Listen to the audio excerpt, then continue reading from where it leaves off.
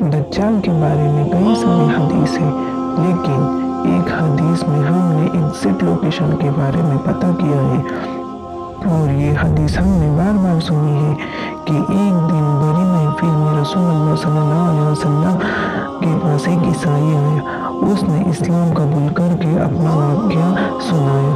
میں اور کچھ لوگ عرب سے مشرق کی طرف روانہ ہوئے۔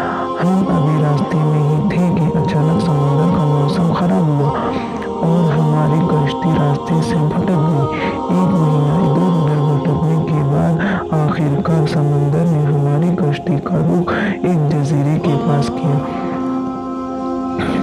ایک جزیرے کے پاس ہم کشتی کو لا کے کھڑا کیا۔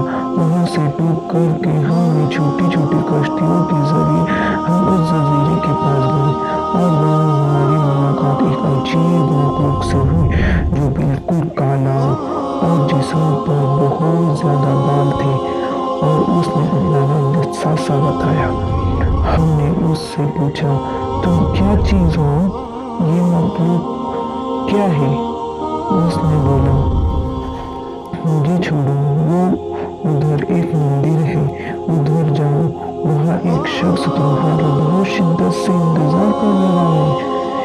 اندر ہم نے ایک شخص کو زنجیر میں بندھا دیکھا، اور اس نے ہم سے 3 سوال پوچھے کہ مجھے بیسان کے درختوں کے بارے میں بتاؤ کہ اس میں کوئی فروٹ یا پھل وغیرہ ہے۔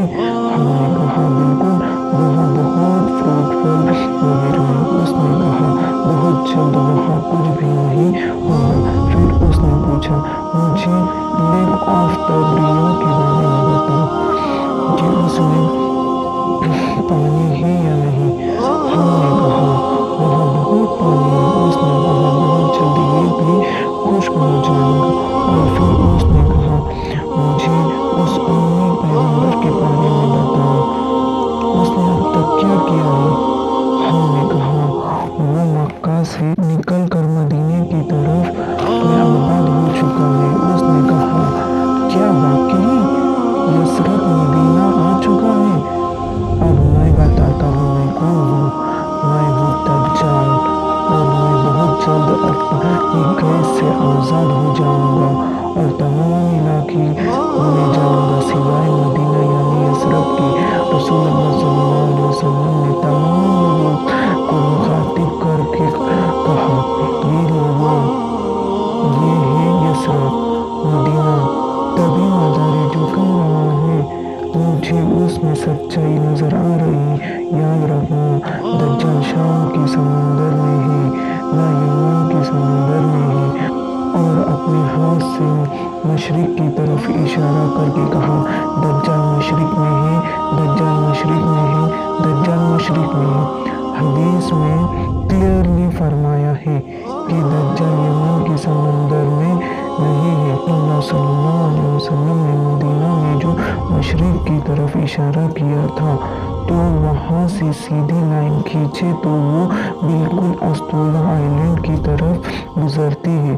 جب جساسا نے ان کو اس جزیرے پر ایک مندر کی طرف بھیجا تھا تو وہ ایسا کچھ ہندوستان کے آئلینڈ پہ نہیں ہے، لیکن پاکستان کے استولا آئلینڈ میں مندر ہے۔ لیکن یہ تو 1450 سال پہلے پرانی کہانی ہے۔ مندر تو ابھی 40-50 سال پہلے بنا ہوگا، نہیں، 2000 سال پرانا ہے۔ اور مندر بھی کس کا؟ کالی ماتا کا، ہندوؤں کی سب سے خطرناک دیوی، جو دکھنے میں بہت خوفناک اور اس کے جسم پر بھی بہت بال ہے۔ کچھ یاد آیا؟ جساسا، ان صحابی نے جس عجیب مخلوق کا ذکر کیا تھا وہ بالکل ہندوؤں کی اس بھگوان سے ملتا جلتا تھا، لیکن آج آپ استولا آئلینڈ جائیں تو آپ میں دجال نہیں ملے گا۔ پتہ نہیں وہ قید ہے یا آزاد ہو چکا ہے۔